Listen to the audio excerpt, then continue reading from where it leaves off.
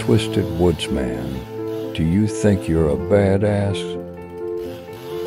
Well, to answer that, I need to tell you about a few men that I compare myself to on a daily basis.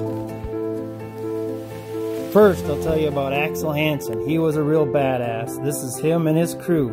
Look at that pile of wood. I couldn't imagine the effort that it took and the work to put that pile of wood up. Then I'll tell you about George Hansen.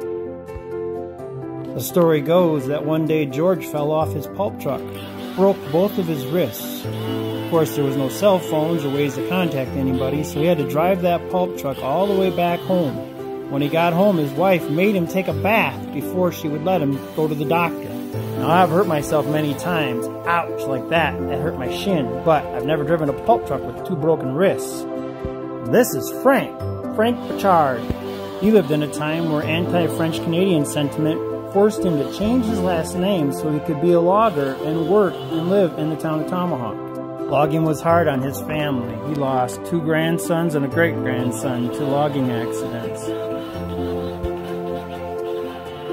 Another one of his grandsons, Wayne, also died young. Not in a logging accident, but he was logging the day he died. He was working hard cutting in a road for his son on his son's timber sale.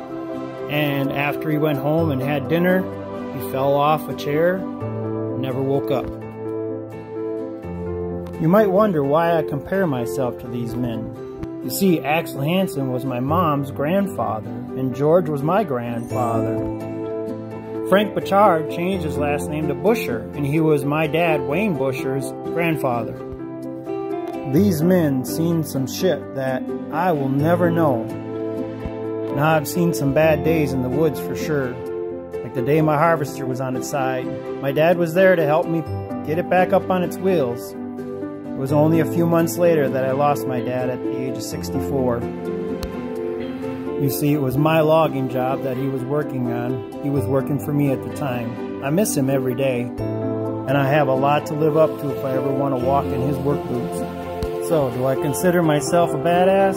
Well, I don't know if a badass would ever wear a goofy-looking hard hat like this, or ever act the way I act. So, definitely not.